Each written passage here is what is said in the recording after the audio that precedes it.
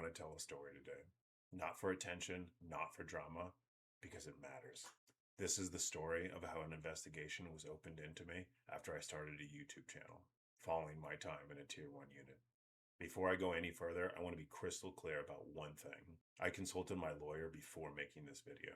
Everything I'm going to talk about in this video, I am legally allowed to discuss, and I am intentionally leaving out a significant number of details, and I choose my words very carefully.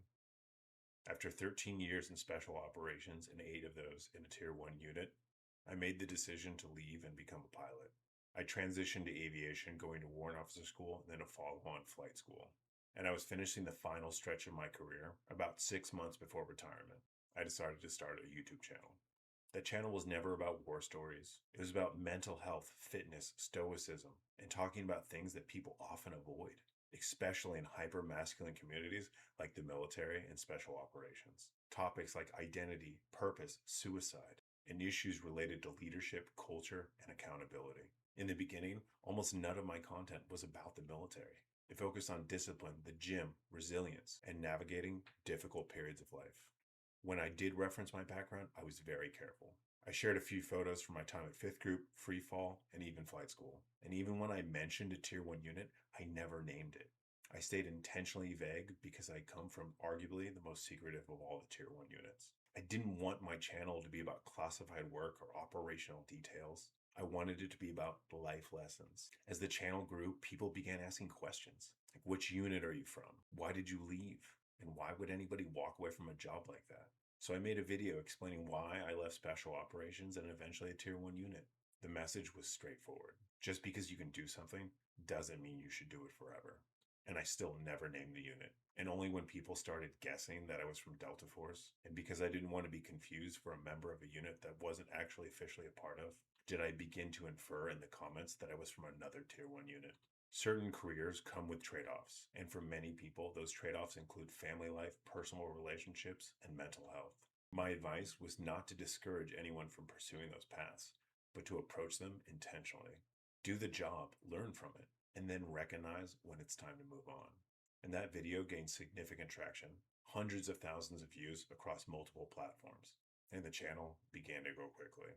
Approximately 2 months later, I received an ominous phone call that I needed to report to work immediately. When I showed up to work, I was immediately brought into a conference room and I was provided documentation that stated that I was under investigation for the possible disclosure of classified information.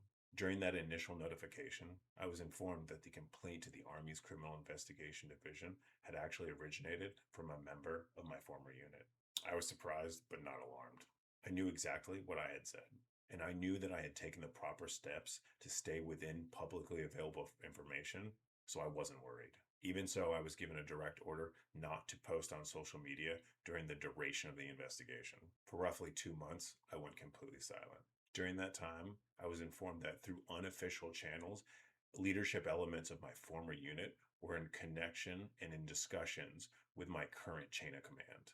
I was also told that there was a concern about the visibility of my content and the precedent it might set. At one point later on in the investigation, I was informed again through unofficial channels that the content was no longer considered classified on its own. The concern now shifted to the idea that aggregating publicly available information may present an issue, and that line of reasoning ultimately did not result in any charges. After approximately 2 months, I was informed that a decision had been made upon my case. There were several possible outcomes: criminal charges, administrative punishment under the UCMJ, or a General Officer Memorandum of Reprimand, also commonly known as a GOMAR, or obviously no action at all. At that meeting, I was informed that I was to receive a GOMAR. A GOMAR is a formal administrative reprimand issued by a general officer. It is not a criminal finding, but it is a letter that is placed in your permanent file. And for most people who are familiar with this process, it is generally understood that issuing a GOMAR is the course of action when there is not a sufficient enough evidence to charge that particular individual. And in some cases, it's viewed as a last remaining administrative option when no further action is available. Luckily, service members are allowed to submit a rebuttal for a GOMAR. When I was finally provided all the investigative materials and all the documents related to the investigation to prepare my rebuttal, I was cautioned that pushing back against this GOMAR could potentially make the situation worse for me. I understood that caution as pressure to accept this outcome quietly. Based on everything that had already occurred, I believed that this warning was a bluff.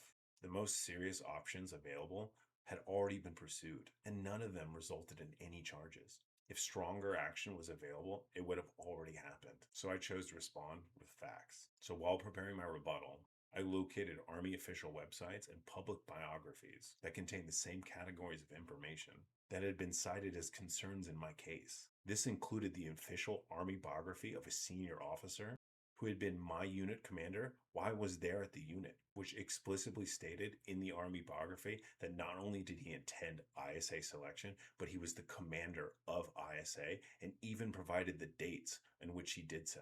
I documented URLs, dates, and sources, and I also included books and other publicly available publications. Every source was cited. The rebuttal was then submitted through my chain of command. Shortly after that, I was informed by my company commander that the leadership had disagreed with my rebuttal and raised concerns about the information that had been transmitted. I was then told as a result that my company commander and my first sergeant's computers were confiscated because they opened the email on their computers. And that is as ridiculous as it sounds. And I understood it as a knee-jerk reaction driven by their frustration. No additional action was taken against me as a result of this incident. If this had been a legitimate disclosure or a spillage issue, I would have been charged immediately. That obviously did not happen. At that point, the investigation was effectively concluded.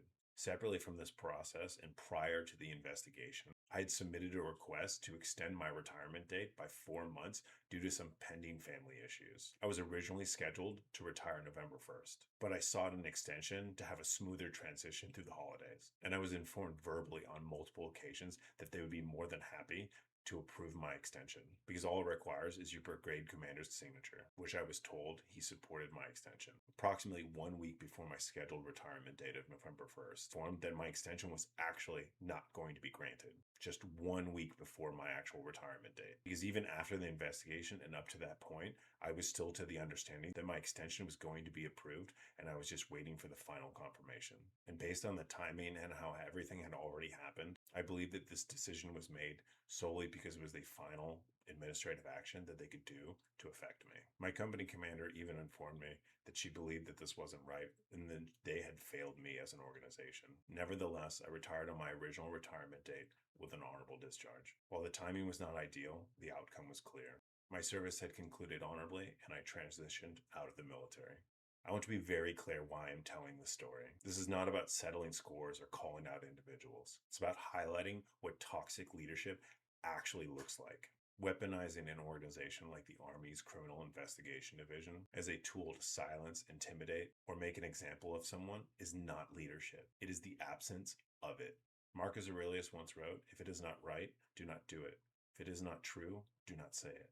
Real leadership addresses issues directly, owns decisions, and holds people accountable through transparent and appropriate channels. When authority is used to punish instead of lead, it erodes trust, damages morale, and ultimately weakens the institution that it's supposed to protect. And the uncomfortable truth is that this type of toxic leadership exists everywhere. It exists in conventional military units, it exists at staff levels, and it exists even at the highest levels, including special operations and Tier 1 units. It also exists in the private sector, in corporations, startups, and organizations far removed from the military. No environment is immune, and everybody should be prepared to encounter it at some point in their career or their life. Because unfortunately, most people have not been shown what real leadership looks like.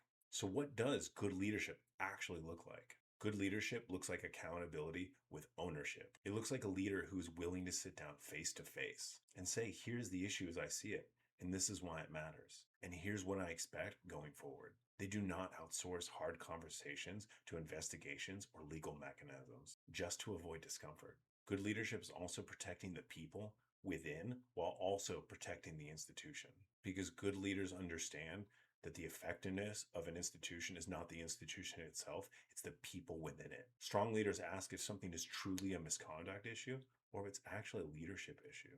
They use formal processes when they are appropriate and not as a shortcut or a weapon.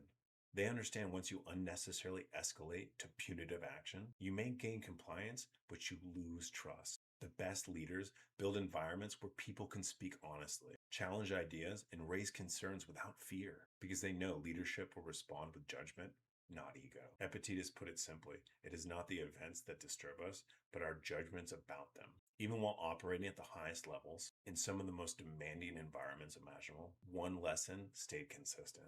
There are many things that you cannot control. What you can control is how you respond. And experiences like this, over time, become part of the story that shapes who you are and why you chose to speak up. And that is why I started this channel. If this story added value for you, or you think conversations like this matter, I'd appreciate if you liked this video and subscribed. It helps these discussions reach the people who may need to hear them.